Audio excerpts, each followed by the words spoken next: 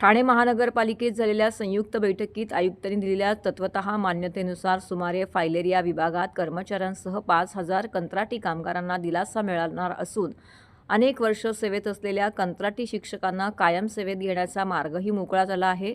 आमदार संजय केळकर यांच्या पुढाकाराने पाठपुराव्याला यश आल्याने शासकीय विश्रामगृहामध्ये त्यांचा कर्मचाऱ्यांनी सत्कार केलाय। ठाणे महानगरपालिकेच्या मुख्यालयात कंत्राटी कामगारांच्या विविध प्रश्नांबाबत आमदार केळकर, आयुक्त सौरभ राव आणि कामगार प्रतिनिधींची संयुक्त बैठक झाली होती।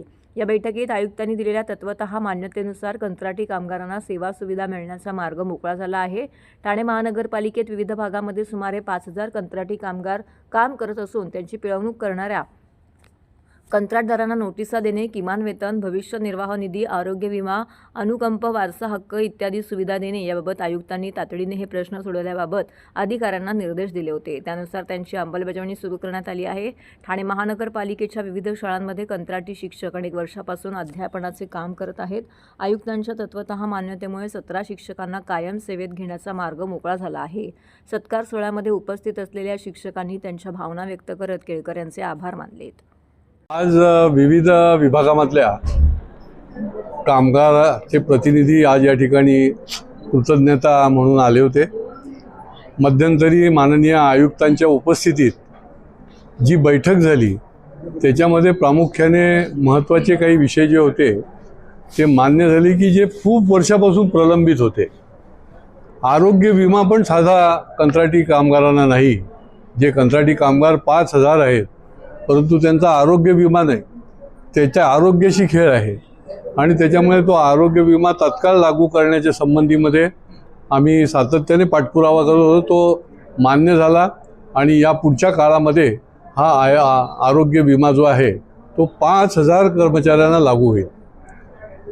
फायलेरिया विभागामध्ये जे कर्मचारी काम करतात, खरं तर सफाई कामगार जो घाणीत काम करतो तो सफाई कामगार हा लाडपागे समितीचा धोरण आहे शासनाच्या आणि त्यानुसार फायलेरियामधली लोक देखील हे सफाई कामगार आहेत आणि त्यांना देखील वारसा हक्क मिळाला पाहिजे ही आम्ही गेली 1.5 वर्ष मी विधिमंडळात आणि महापालिकेकडे भूमिका मांडत होतो, तर ती त्यांनी मान्य केली आहे आणि ठाणे महापालिकेमध्ये जवळपास 300च्या वर फायलेरियाच्या कामगारांना जो आहे तो वारसा हक्क जो आहे तो त्यांना मिळणार आहे। त्यांच्या वारसांना त्या ठिकाणी नियुक्ती होणार आहे।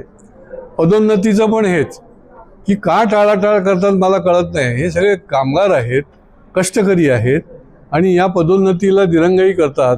तर त्याच्याकरता आम्ही त्यांच्यासमोर जवळजवळ 50च्या वर कर्मचाऱ्यांची पदोन्नतीच रखडलेली होती, ती त्यांनी मान्य केली आणि त्याच्यामुळे ते देखील त्यांचा प्रश्न जो आहे तो मार्गी लागला। शिक्षण विभागामध्ये देखील 18 वर्ष कॉन्ट्रॅक्टवर शिक्षक काम करत होते। अनेक महापालिकांमध्ये त्यांना अशा प्रकारच्या शिक्षकांना सामावून घेतलं होतं, परंतु महापालिकेमध्ये ठाणे महापालिकेत त्यांना अजूनही सामावून घेतलं नव्हतं।